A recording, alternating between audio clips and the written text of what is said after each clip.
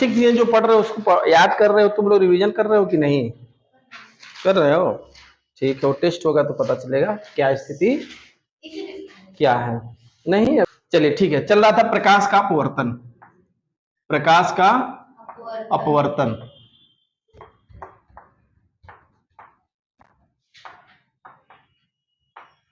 Refraction of light, refraction of light,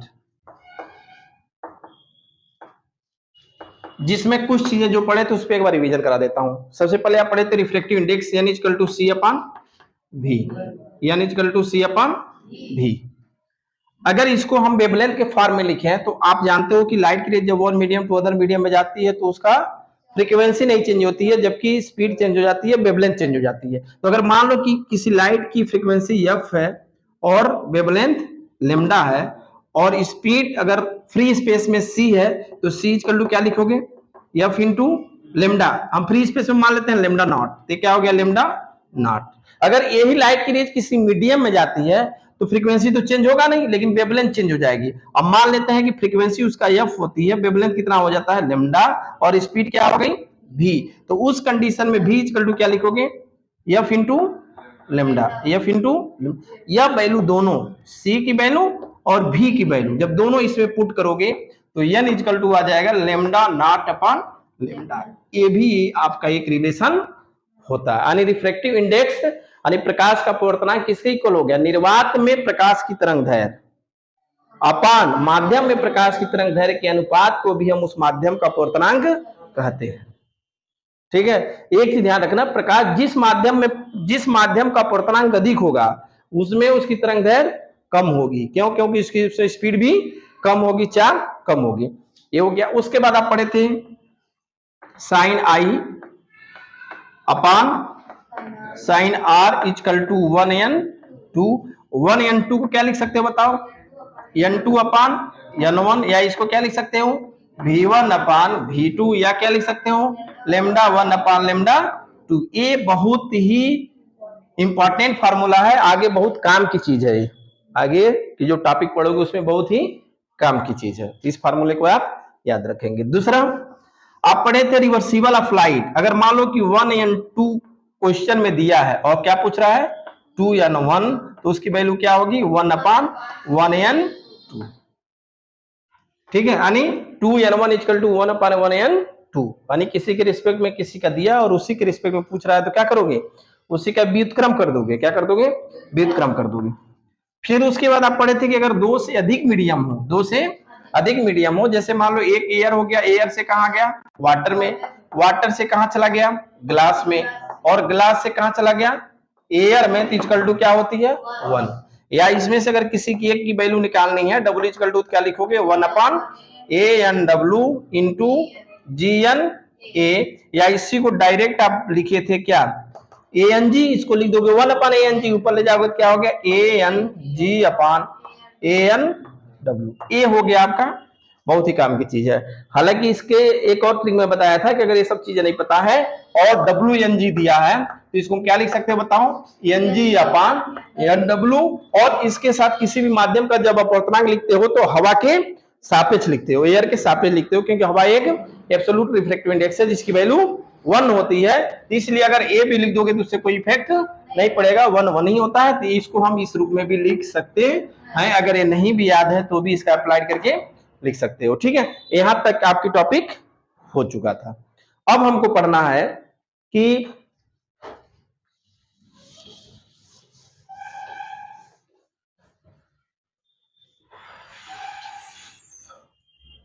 अब हमें पढ़ना कि प्रकाश का अपवर्तन जो हो रहा है, अगर एक हम ग्लास का स्लैब लेना है, क्या ले लें ग्लास का स्लैब, एक ग्लास का स्लैब ले लिया जाए, ग्लास का स्लैब हो जाए ए बी सी और डी। ठीक है, इस ग्लास के स्लैब में प्रकाश का अपवर्तनांक कैसे होगा, प्रकाश का अपवर्तन कैसे होगा इसको देखना है। तो अगर मान लो कि अगर प्रकाश का अपवर्तन इसमें देखा जाए तो ये तो एयर हो गया, एयर से प्रकाश की किरण मान लो आके यहाँ पे स्ट्राइक की, आपतित किरण इसको कहोगे, जहां स्ट्राइक किया है हो गया ओ, मान लो मान लेते हैं ओ, जहां पे आपतित किया वहीं पे क्या करोगे एक नॉर्मल रे ड्रा करोगे। यह आपका रेयर मीडियम यानी विरल माध्यम है, और ये क्या है, सघन। तो जब विरल से सघन में आएगा तो नॉर्मल की तरफ बेंड होगा। अब देखिए पूरा एक समान माध्यम है, इसलिए ये पूरा इसमें एक स्ट्रेट लाइन में प्रकाश की किरण आएगी।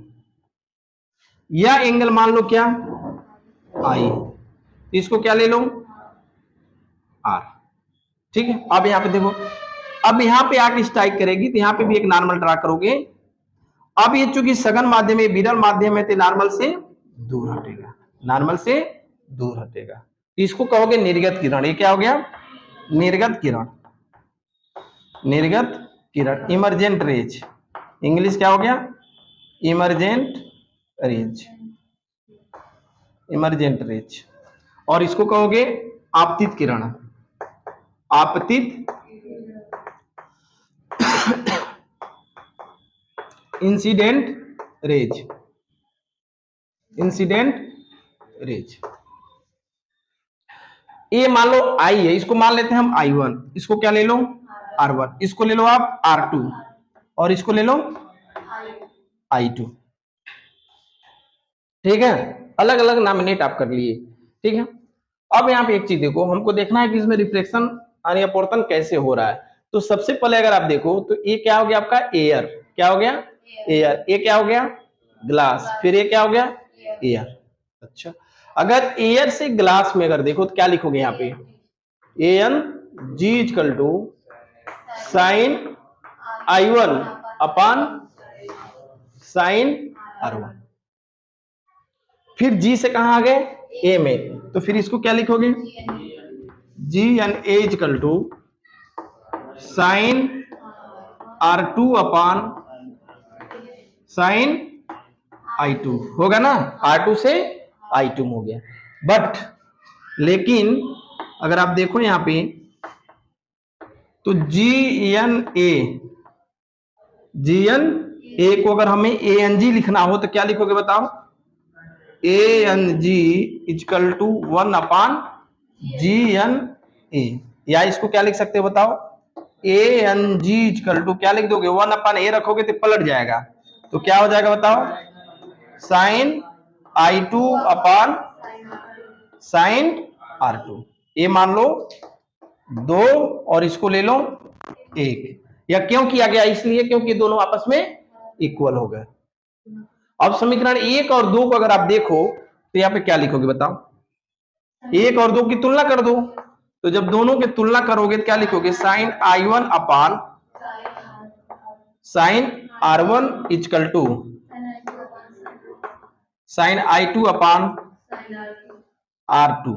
ठीक, अब यहाँ पे एक चीज देखो, यह जो एंगल R1 है और ये दोनों R2 है, ये R1 है और ये, इसमें अगर ज्योमेट्री से ज्यामिति से देखो तो आपस में क्या है, कौन सा कोण है, एकांतर कोण है। क्या है, एकांतर कोण है। बट लेकिन R1 इक्वल टू क्या हो गया, R2, ये क्या है, एकांतर कोण है, एकांतर, अल्टरनेट एंगल है। क्या है, अल्टरनेट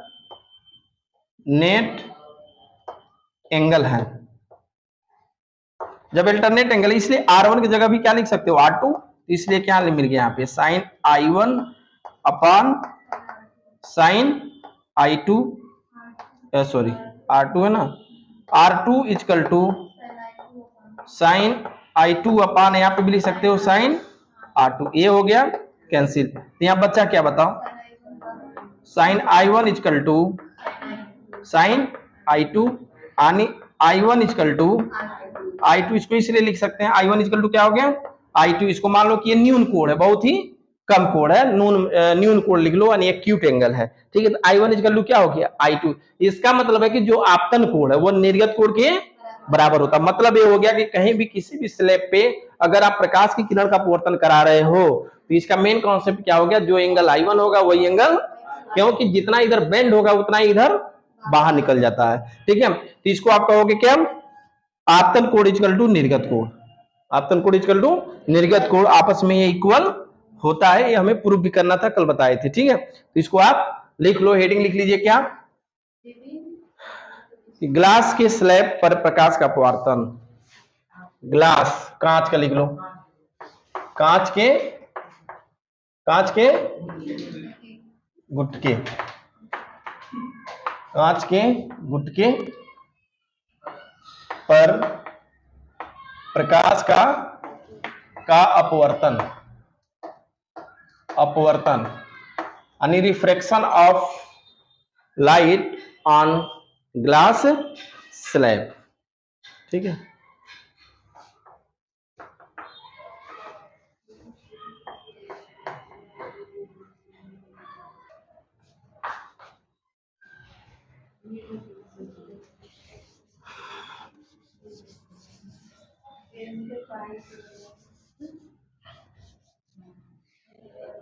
अब आप इसमें एक चीज देखो, जैसे ये तो आपका इंसिडेंट रेज हो गया, आपतित किरण, और ये क्या हो गया, निर्गत कोण। ठीक है, इसका नॉमिनेट कर दो ओ, इसको मान लो आप बी, क्या मान लो, बी, इसको मान लो सी। अच्छा एक चीज बताओ, सी मना लो, कोई भी सी लिख देता हूं। ठीक है, अगर मान लो ये लाइट की रेज यहाँ इंसिडेंट की यहाँ बेंड हो रही है, अगर बेंड नहीं होती तो सीधे से निकल जाती, सीधे ऐसे। अब देखो यहाँ पे यह जो दोनों किरण आपस में क्या हो रहा है, पैरेलल हो जा रहा है, समांतर हो जा रहा है। तो यहाँ पे एक दो चीज होती है कि ये इमरजेंट रेज यानी निर्गत किरण और आपतित किरण के बीच का जो लंबवत दूरी होता है, क्या होता है, लंबवत दूरी, इसको क्या कहोगे, लंबवत दूरी। ठीक है, इसको हम ले लेते हैं एन, क्या ले लें, एन, एन लिखो, या फिर ऐसा करो इसको एन लिख लेते हैं, चलो इसको एन, कुछ भी ले लो, चलो इसको ना, इसका कोई मतलब ही नहीं है, वो इसको एन ले लो, क्या ले लो, इसको एन ले लो। ठीक है, ये आपका आपतित किरण है, क्या है आप, और ये क्या है, इनके बीच का ये लंबवत दूरी क्या है, लंबवत दूरी, इसी को हम कहते हैं लेटरल डिस्प्लेसमेंट। हाँ, कौन विस्थापन, हाँ लेटरल डिस्प्लेसमेंट, क्या कहते हो, लेटरल डिस्प्लेसमेंट यानी पार्श्विक विस्थापन, पार्श्विक विस्थापन, विस्थापन, लेटरल डिस्प्लेसमेंट यानी आपतित किरण, आपतित किरण और निर्गत किरण, और निर्गत किरण के बीच की, किरण के बीच की लंबवत दूरी, के बीच के लंबवत दूरी है, के लंबवत दूरी, दूरी को पार्श्विक यानी लेटरल डिस्प्लेसमेंट कहते हैं, क्या कहते हैं, लेटरल डिस्प्लेसमेंट कहते हैं, पार्श्विक विस्थापन, विस्थापन यानी लेटरल, लेटरल डिस्प्लेसमेंट कहते हैं, लेटरल डिस्प्लेसमेंट कहते हैं, यानी incident rays and emergent rays, perpendicular distance between incident rays and emergent rays is known as lateral displacement. ठीक है, अब यहां पे एक चीज देखो आप, अगर ए आपका ये अभिलंब है, क्या है,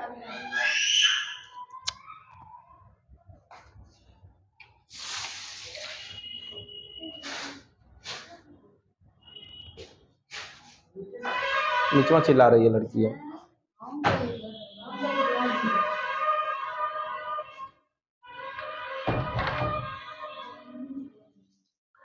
ठीक है, देखो यहाँ पे ये हो गया आपका आपतित किरण, अगर ये लाइट की रेस सीधे ऐसे निकल जाती तो जो एंगल ये होता वही एंगल। ठीक है, लेकिन यहाँ पे क्या हो जा रही है, बेंड, क्या हो गई, बेंड। तो यह एंगल कितना बचा, इस एंगल को कहोगे आप विचलन कोण, क्या कहोगे, विचलन कोण।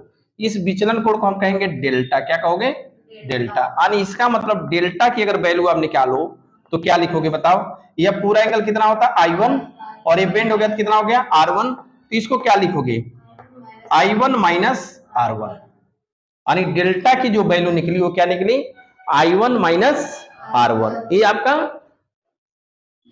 विचलन कोण है, डेविएशन एंगल है, डेविएशन एंगल है डेल्टा।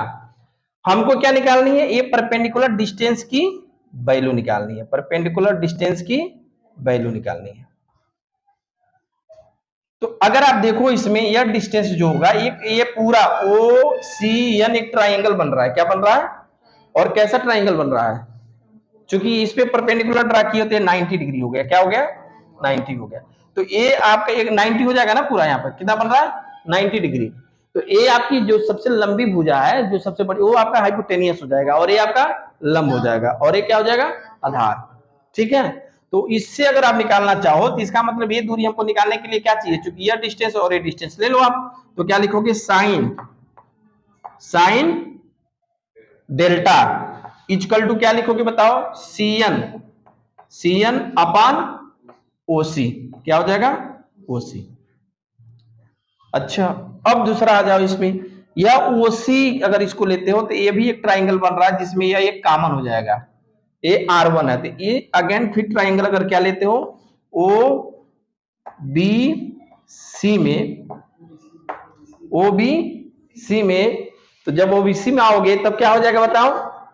बताओ क्या हो जाएगा? ये कास, क्या ले लो इसमें? कॉस R1 ले लो। क्या ले लो? कास R1। क्यों? क्योंकि ये लंब है और ये बेस है। अगर इस गुटके की पूरी थिकनेस ले लो, कितना? टी, तो ये भी लेंथ कितनी होगी? टी होगी। तो ये आपका बेस हो गया और ये आपका क्या हो गया? कर्ण हो जाएगा, हाइपोटेनियस हो जाएगा। तो आप कास थीटा इक्वल टू क्या पढ़े हो बताओ? बेस आधार बटे कर्ण, तो यानी ओबी, ओबी अपान बीसी, ओबी अपान बीसी हो जाएगा ना। अब यहाँ पे एक चीज देखो, ओबी अपान ओसी, सॉरी, ओबी अपान क्या हो गया? ओसी हो गया। ठीक है। अब यहाँ पे एक चीज देखो, ये समीकरण 1 हो गया और ये समीकरण 2 हो गया। समीकरण 1 से अगर पुनः आप देखो, समीकरण 1 से अगर आप देखो तो क्या लिख सकते हो बताओ? Cn की वैल्यू हमको निकालनी है। Cn की वैल्यू निकालनी है तो क्या लिखोगे? ओसी साइन डेल्टा। अगर हम ओसी की वैल्यू निकाल लें तो हमें इसकी वैल्यू, Cn की वैल्यू निकल जाएगी, निकल जाएगी ना। तो अब यहाँ पे ओसी की वैल्यू क्या रखोगे बताओ? ओसी की वैल्यू क्या रखोगे?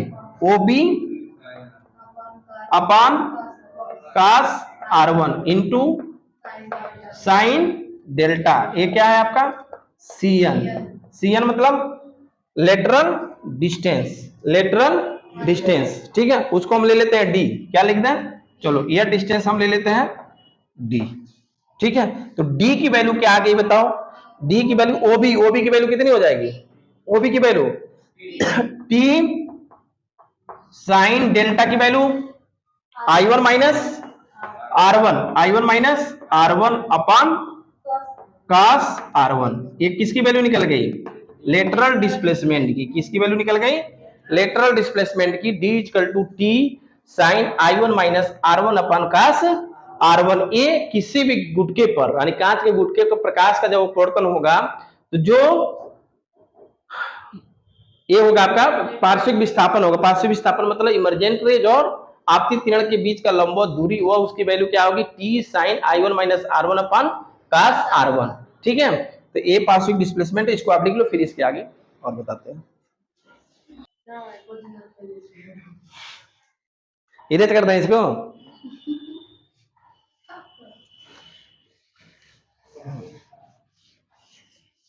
अब यहाँ पे एक चीज देखो, ये आपकी वैल्यू मिली टी इक्वल टू, यानी d equal to t sine I1 minus R1 upon cos R1। ये डी क्या है आपका?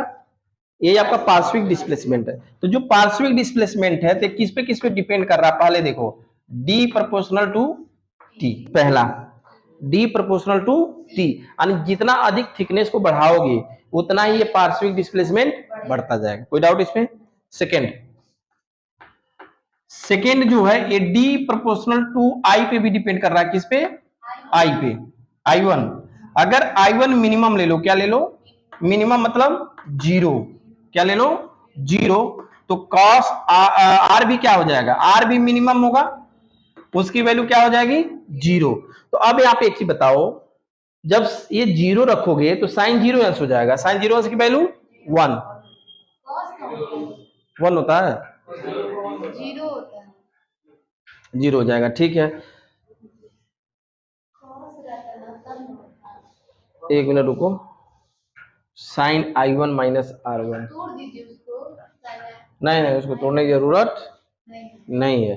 ठीक है, तो जब I मिनिमम 0 है तो R भी क्या हो जाएगा 0, तो D इक्वल टू क्या हो जाएगा मिनिमम, D कितना होगा बताओ 0। सही तो है, कितना हो गया जब I मिनिमम तो R मिनिमम, और मिनिमम कितना हो सकता है लगभग 0 के इक्वल, तो D भी क्या होगा 0 होगा। अच्छा, अगर I मैक्सिमम लो, क्या लो I maximum, I maximum, I maximum मतलब पाई बाई 2, 90 हो सकता है। I मैक्सिमम कितना हो सकता है पाई बाई 2, तो इसको क्या लिख सकते हैं बताओ, कॉस साइन, क्या लिख दो sine pi by 2 minus R1 equal to क्या हो जाएगा बताओ, कॉस R1 होगा। बोलो, sine 90 minus theta equal to cos theta. जब यह वैल्यू यहाँ पे रखोगे तो D इक्वल टू क्या बताओगे, क्या लिख सकते हो कॉस R1 अपान कॉस R1, ये हो गया कैंसिल इक्वल टू T। यानी डिस्प्लेसमेंट मैक्सिमम कितना हो सकता है बताओ, यानी D मैक्सिमम कितना हो सकता है उसके T के इक्वल, उसके T के ही इक्वल। इसका मतलब यह है कि जो लेटरल डिस्प्लेसमेंट है वह D वेरी कर रहा है कहां से कहां तक, 0 से T तक, 0 से T थिकनेस तक ही डिस्प्लेसमेंट उसमें हो सकता है। ठीक है, तो यानी ये जो लेटरल डिस्प्लेसमेंट पार्श्विक विस्थापन है, ये दो चीजों पर हो गई। अब अभी हम देखते हैं कि कैसे अपवर्तनांक पे डिपेंड करता है, कैसे अपवर्तनांक पे डिपेंड करता है। तो अब यहाँ पे अगर एक चीज देखो, अपवर्तनांक अगर हम मान लें इसका कितना है n, तो n इक्वल टू क्या लिखोगे sine I1 upon sine R2, sorry R1 sine R1। अच्छा एक चीज बताओ, अगर ये एंगल बहुत छोटे I1 और R1 एंगल क्या है छोटे हैं, तो हम साइन I1 की जगह क्या I1 लिख सकते हैं, काश R1 की जगह R1 लिख सकते हैं। तो n इक्वल टू क्या हो जाएगा बताओ, I1 अपान R1, I1 अपान R1, या R1 इक्वल टू क्या लिख सकते हो बताओ, या R1 जगह क्या लिख सकते हो I1 अपान n लिख सकते हो कि नहीं, R1 equal to I1 upon n। ठीक है, अच्छा D इक्वल टू, जब ये सब छोटे हैं तो इसको भी क्या लिख सकते हो I1 minus R1, I1 minus R1 अपान, ये भी R1 हो जाएगा। लेकिन अब यहां पे एक चीज ध्यान दो, जब यह छोटा लिए, बहुत ही छोटा, क्या लिए बहुत ही छोटा वैल्यू हो गई इसकी, तो यहाँ पे काश R1, काश R1 भी बहुत छोटा होगा, लगभग 0 होगा, तो लगभग काश 0 की वैल्यू रखोगे तो कितना होगा 1, तो D इक्वल टू क्या बचा T I1 माइनस R1, या D इक्वल टू इसको लिख दो T, ये हो गया I1 माइनस R1 की जगह क्या लिख सकते हो I1 अपान n, I1 अपान n, या D इक्वल टू ये कॉमन हो जाएगा तो क्या लिख दोगे बताओ, D equal to T I1 आप कॉमन ले लो, और यहाँ क्या बच गया 1 अपान 1 माइनस n, ये आपके क्या निकल गई रिफ्रैक्टिव इंडेक्स अगर दिया है और आपतित किरण दिया Ti लिखो चाहे Ti1 लिखो, बात एक ही हो, अगर I और R लोगे तो I अपन R ही लिखोगे, तो Ti1 माइनस 1 अपान n। ठीक है, ये क्या मिल गया आपको अपवर्तनांक के रूप में, किस रूप में अपवर्तनांक के रूप में लेटरल डिस्प्लेसमेंट यानी पार्श्विक विस्थापन D equal to Ti1 minus 1 upon n। और इसका मतलब ये है कि जो निर्गत किरण होगी वो कितना डिस्प्लेसमेंट हो रहा है, कितना उसमें पार्श्विक विस्थापन हुआ, वो वैल्यू आपकी Ti1 1 माइनस 1 अपान n होगा। बोलो इसमें कोई डाउट, लिख लो। कई सारे कंपाउंड कर दिया जाए, यानी कंपाउंड स्लैब कर दिया जाए, रख दिया जाए, कंपाउंड स्लैब रख दिया जाए। ठीक है, अब नेक्स्ट देखो कि अगर ये कई सारे स्लैब इसमें जुड़े हों, एक दूसरा स्लैब हो गया, ये दोनों अलग अलग मीडियम है, दोनों अलग अलग मीडियम है, इसकी थिकनेस मान लो T2, इसका मान लो आप T3, इसका refractive index μ1 n1 n2 n3, फिर ये ले लो n1। ये लाइट ग्रेज यहाँ पे स्ट्राइक की, जहां स्ट्राइक करेगा वहां एक नॉर्मल ड्रा करोगे, फिर यहाँ एक नॉर्मल ड्रा करोगे, अब विलंब हो गया, चूंकि ये सब क्या है, ये रेयर था, ये डेंसर, अब इससे भी ज्यादा डेंसर है, तो फिर ये नॉर्मल तरफ बेंड होगा, और एक आप एक नॉर्मल ले लो, ये क्या होगा इससे दूर निकल जाएगा, इमरजेंट। ये मान लो आपका क्या हो गया I1 हम बताए थे, ये क्या हो गया R1, तो ये भी क्या हो गया R1, ये क्या हो जाएगा आपका R2, फिर ये क्या हो गया R2 और फिर ये क्या हो जाएगा I1, दोनों आपस में इक्वल हो जाएगा। ठीक है, अब यहाँ पे एक चीज देखो, अगर इस लाइट की रेज को हम अगर ऐसे सीधे निकाल देते, सीधे निकाल दिया जाता और यहां से लंबवत दूरी डाल दिया जाए इस पे, तो यह जो दूरी होगी यही पार्श्विक विस्थापन होगी। तो जब दो से अधिक मीडियम के लिए तो पार्श्विक विस्थापन क्या होगा ये हमको निकालना है। तो सबसे पहले अगर रिफ्लेक्शन इसका लिखो तो ए से कहां आ रहा है 2 में, तो 1n2 इक्वल टू क्या लिखोगे 2n3, 1n2 into 2n3 into 3n1 equal to 1। ये तो आप जान रहे हो, इसके पहले आप डिराइव कर भी चुके हो। अब यहाँ पे एक चीज देखो, अगर हम इसका डिस्प्लेसमेंट अगर निकालते तो डिस्प्लेसमेंट सिंगल के लिए आप पढ़े हो क्या i t minus t upon n, यही पढ़े हो ना, i t minus t upon n.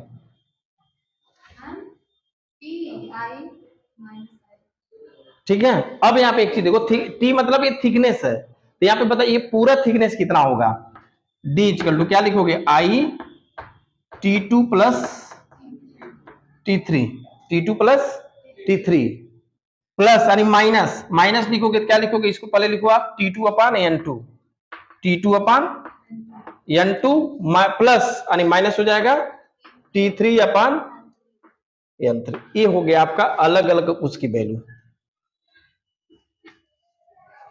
ठीक है, अब अगर मान लिया जाए क्वेश्चन में दे दिया कि अगर इन दोनों का यानी तीनों का ये दोनों जो स्लैब है इन दोनों स्लैब का इक्विवेलेंट रिफ्रैक्टिव इंडेक्स, इक्विवेलेंट मतलब तुल्य,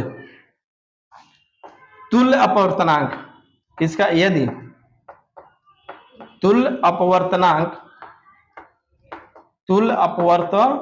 यानी इक्विवेलेंट रिफ्रैक्टिव इंडेक्स म्यू हो, एन हो, क्या हो एन हो, तो देखो म्यू बार बार लिखा जा रहा है, म्यू भी होता है। ठीक है, इसकी एन की सिंबल म्यू भी लिख सकते हैं। ठीक है, यदि तुल्य अपवर्तनांक क्या हो एन हो तो आप क्या लिखोगे बताओ, डी इक्वल टू लिखोगे आई T1 plus T2 minus T1 plus T2 अपान एन, इसको लिख सकते हैं ना ऐसे, बोलो T2 प्लस T3 होगा ना, सॉरी T2 प्लस T3 या T3 plus T2 plus T3 हो जाएगा ना, ये कंबाइन हो गया तो एन हो गया। ये मान लो फर्स्ट, क्या ले लो, यह क्या ले लो, दोनों से कंपैरिजन करो, दोनों को कंपैरिजन करो, तो दोनों तुलना जब करोगे तो क्या मिलेगा, क्या मिलेगा बताओ, मिलेगा आपका T2 plus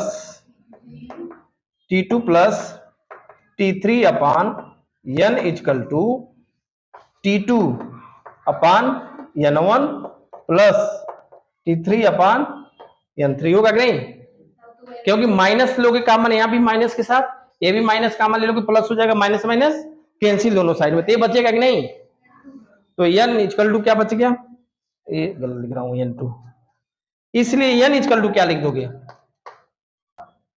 T2 plus T3 अपान T2 अपान N2 plus T3 upon N3। अब यहाँ पे अगर मान लो कि T1 इक्वल टू क्या हो जाए, यानी T2 equal to T3 equal to क्या ले लो T, तो n इक्वल टू क्या हो जाएगा बताओ 2T अपान ऊपर हो जाएगा और नीचे T आपका कॉमन हो जाएगा, तो यहाँ क्या बच गया 1 अपान N3 N2 प्लस 1 अपान N3, T से T कैंसिल, या इसका एलसीएम ले लोगे तो N1 N2 N3 होगा, ऊपर चला जाएगा, क्या हो गया 2N2 N3 अपान N3 प्लस N2, चाहे N2 प्लस N3 ले लो, बात एक ही हुआ N2 प्लस N3, ये आपकी फाइनल आंसर निकला।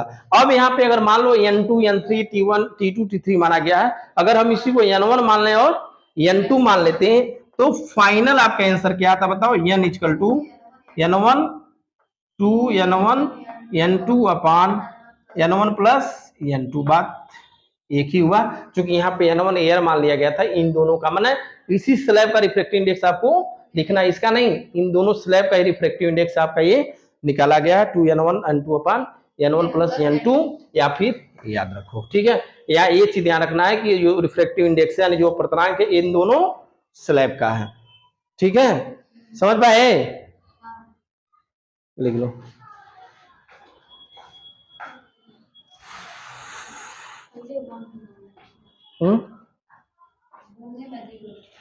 क्या लगता है बोलने में?